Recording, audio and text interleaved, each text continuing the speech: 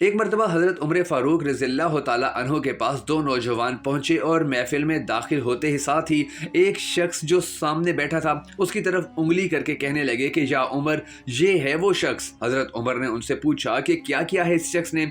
उन्होंने कहा कि इसने हमारे बाप को कत्ल किया है। हज़रत उमर ने पूछा, क्या कह रहे हो, इसने तुम्हारे बाप को कत्ल किया? हज़रत उमर उस शख्स से मुखातिब होकर पूछते हैं, क्या तूने इनके बाप की जिंदगी छीनी है? वो शख्स कहता है, हाँ ए उमर, मुझसे कत्ल हो गया है इनके बाप का। हजरत उमर पूछते हैं, तूने इनके बाप का कत्ल किस तरह किया? तो वो शख्स कहता है, या उमर, इनका बाप अपने ऊंट समेत मेरे खेत में दाखिल हो गया था। मैंने मना किया, वो बाज नहीं आया तो मैंने एक पत्थर दे मारा जो सीधा उसके सर में लगा और वो मौका पर ही मर गया। हजरत उमर रज़ियल्लाहु ताला अन्हु कहते हैं, फिर तो ये कसास का मामला है और तुझे कसास देना पड़ेगा, और कसास की सजा तो सजाए मौत है, ना फैसला लिखने की जरूरत, और फैसला भी ऐसा अटल के जिस पर किसी बहसो मुबाहिसे की गुंजाइश नहीं। हजरत उमर ने एक सेकंड के अंदर अपना फैसला सुना दिया। इससे ना ही ये पूछा कि इसका कुंबा कौन सा है, ना ही ये पूछा गया कि इसका ताल्लुक किस कदर शरीफ खानदान से है, ना ही ये पूछने की जरूरत महसूस की गई कि ताल्लुक किस मोअज़्ज़िज़ कबीले से है, मुआशरे में क्या रुतबा या क्या मकाम है। इन सब बातों से भला हजरत उमर फारूक रज़ियल्लाहु ताला अन्हु को मतलब ही क्या?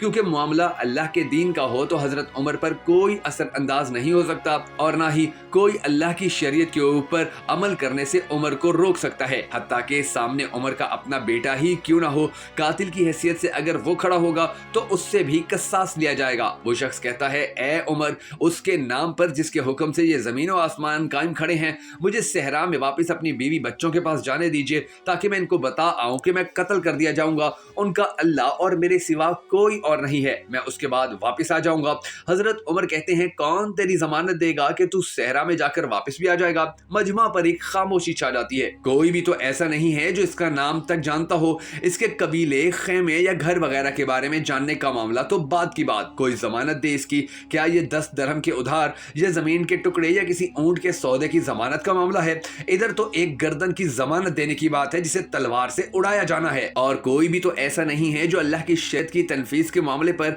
हजरत उमर से एतराज करे या फिर उस शख्स की सिफारिश के लिए ही खड़ा हो जाए। और कोई हो भी तो नहीं सकता जो सिफारसी बनने का सोच सके। महफिल में मौजूद सहाबा पर एक खामोशी सी छा गई।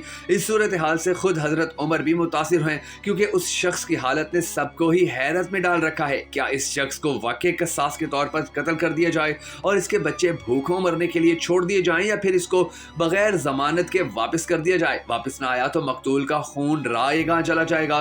खुद हजरत उमर भी सर झुकाए अफसरदा बैठे हैं इस सूरत हाल पर कि अचानक सर उठाकर इल्तिजा भरी नजरों से नौजवानों की तरफ देखते हैं। माफ कर दो इस शख्स को। नौजवान अपना आखिरी फैसला बगैर किसी झिझक के सुना देते हैं, नहीं ए उमर, जो हमारे बाप को कत्ल करे उसे छोड़ दें, ये तो हो ही नहीं सकता। हजरत उमर एक बार फिर मजमा की तरफ देखकर बुलंद आवाज से पूछते हैं, ए लोगो, है कोई तुम में से जो इसकी जमानत दे? अबू जर गफ्फारी रज़ियल्लाहु ताला अन्हु अपने जहदो सदक से भरपूर बुढ़ापे के साथ खड़े होकर कहते हैं, मैं जमानत देता हूँ इस शख्स की।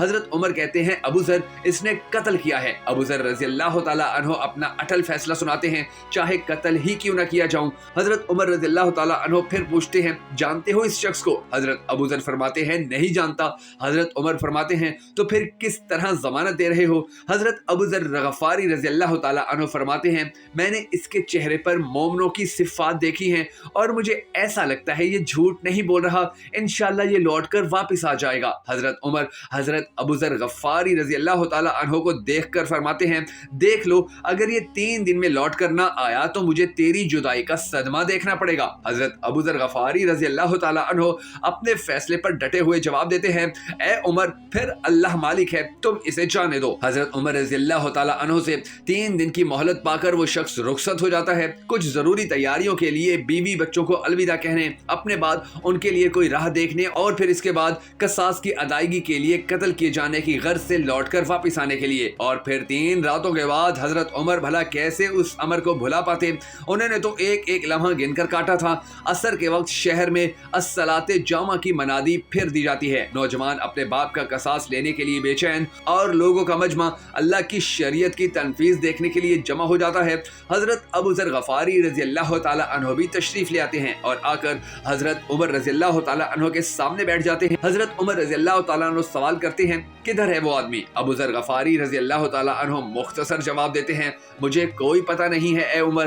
ابو ذر غفاری رضی اللہ تعالیٰ عنہ آسمان کی طرف دیکھتے ہیں جدھر سورج ڈوبنے کی جلدی میں معمول سے زیادہ تیزی کے ساتھ جاتا دکھائی دے رہا ہے۔ محفل میں ہو کا عالم ہے، اللہ کے سوا کوئی نہیں جانتا کہ آج کیا ہونے جا رہا ہے۔ یہ سچ ہے کہ حضرت ابو ذر غفاری رضی اللہ تعالیٰ عنہ عمر رضی اللہ تعالیٰ عنہ کے دل میں بستے ہیں۔ حضرت عمر رضی اللہ تعالیٰ عنہ سے ان کے جسم کا ٹکڑا مانگے تو حضرت عمر دیر نہ کرے کاٹ کر ابو ذر غفاری رضی اللہ تعالیٰ عنہ کے حوالے کر دے۔ لیکن ادھر معاملہ شریعت کا ہے، اللہ کے احکامات کی بجا آوری کا ہے۔ کوئی کھیل تماشا تو ہونے نہیں جا رہا، نہ ہی کسی کی حیثیت یا صلاحیت کی پیمائش ہو رہی ہے۔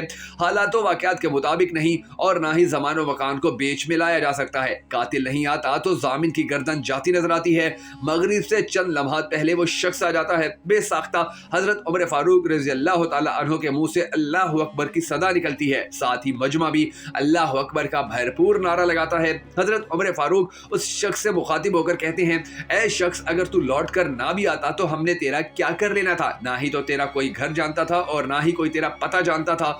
وہ بولا، اے عمر، اللہ کی قسم، بات آپ کی نہیں ہے، بات اس ذات کی ہے جو سب سے ظاہر و پوشیدہ کے بارے میں جانتا ہے۔ دیکھ لیجئے، میں آ گیا ہوں اپنے بچوں کو پرندوں کے چوزوں کی طرح صحرا میں تنہا چھوڑ کر، جدھر نہ درخت کا سایہ ہے اور نہ ہی پانی کا نام و نشان۔ میں قتل کر دیے جانے کے لیے حاضر ہوں۔ مجھے بس یہ ڈر ہے کہ کہیں کوئی یہ نہ کہہ دے کہ اب لوگوں میں سے وعدے کا ایفا ہی اٹھ گیا ہے۔ حضرت عمر نے حضرت ابو ذر غفاری رضی اللہ تعالیٰ عنہ کی طرف رخ کر کے پوچھا، اے ابو ذر، تو نے کس بنا پر اس کی ضمانت دے دی تھی؟ ابو ذر غفاری رضی اللہ تعالیٰ عنہ فرماتے ہیں، اے عمر، مجھے اس بات کا ڈر تھا کہ کوئی کہیں یہ نہ کہہ دے کہ اب لوگوں سے خیر ہی اٹھا لی گئی ہے۔ حضرت عمر نے ایک لمحے کے لیے توقف کیا اور پھر ان دو نوجوانوں سے پوچھا کہ اب کیا کہتے ہو؟ نوجوانوں نے، جن کا باپ مرا تھا، روتے ہوئے کہا، اے عمر، ہم اس کی صداقت کی وجہ سے اسے معاف کرتے ہیں۔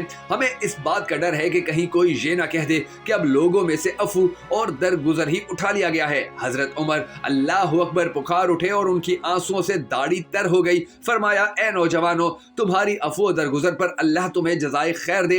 اے ابو ذر، اللہ تجھے اس شخص کی مصیبت میں مدد پر جزائے خیر دے، اور اے شخص، اللہ تجھے اس وفائے عہد و صداقت پر جزائے خیر دے۔ اور ہم سب کو دعا کرنی ہے، اے حضرت عمر، اللہ آپ کو عدل و رحم دلی پر کثیر جزائے خیر دیں۔